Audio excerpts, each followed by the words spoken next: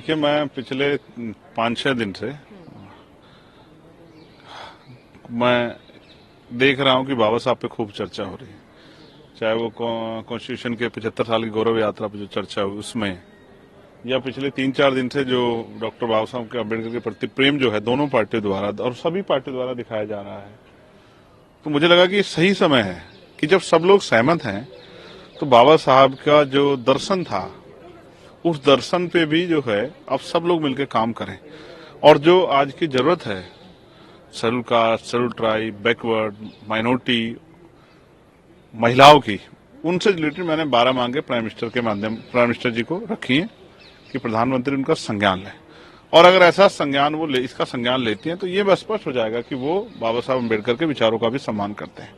देखिए, तुलनात्मक है, सिर्फ तस्वीर उठाने से काम नहीं चलता है। मैंने सभी के लिए कहा, उनके विचारों पे चलने से ही, क्योंकि बाबा साहब अम्बेडकर ने कहा था कि मेरे मरने के बाद मुझे मरा हुआ मत समझना, जब तक संविधान जिंदा है मैं जिंदा हूं। इसलिए मैंने पत्र लिखा। ये पत्र ये साबित करेगा कि क्या भारतीय जनता पार्टी की जो के लोग हैं, देश के प्रधानमंत्री हैं, वो बाबा साहब अम्बेडकर के विचारों पर कितना चलते हैं।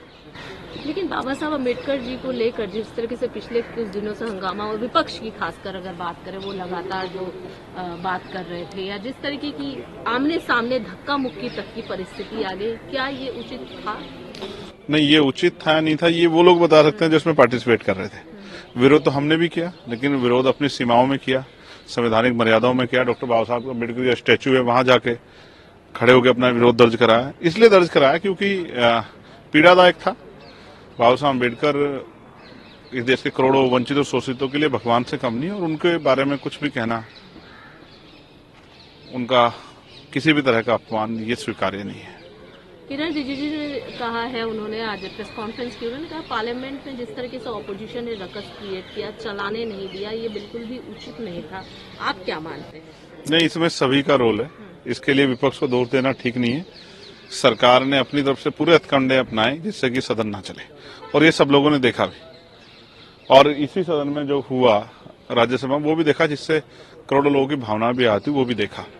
और फिर जो है आज भी, क्योंकि आज हाउस वो हो रहा था और बहुत सारे प्रोसीजर हैं कि समापन भाषण पढ़ा जाता है, वो भी नहीं पढ़ा गया। तो बहुत सारी चीजें हैं जो नहीं हुई।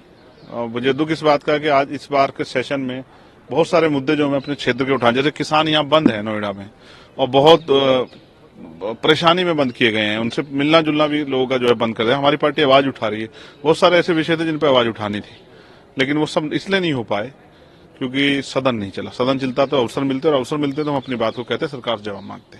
वन नेशन वन इलेक्शन को लेकर जेपीसी फॉर्म हुआ, जिसमें मेंबर्स के नाम भी आ गए, जिसमें 27 लोकसभा से हैं और 12 जो है राज्यसभा से हैं। हाँ, मुझे इस बात की तकलीफ है कि जो वास्तविकता में अम्बेडकराइट्स हैं, जो कॉन्स्टिट्यूशन पे जिनकी पकड़ है, जो कॉन्स्टिट्यूशन पे लंबे समय से जो है कॉन्स्टिट्यूशन को लागू कराने के लिए प्रयास कर रहे हैं, जो सरकार सवाल मांग रहे हैं, उन लोगों को, उनमें जिनमें मैं एक बहुत बड़ी जिम्मेदारी से इस बात को पहले दिन से उठा रहा हूँ, मुझे उसे दूर रखा गया। मुझे उम्मीद थी, मैंने कहा भी कि मैं इसका हिस्सा रहना चाहता हूँ, लेकिन फिर जब ये कहा जाता है कि यहाँ समान अवसर नहीं है।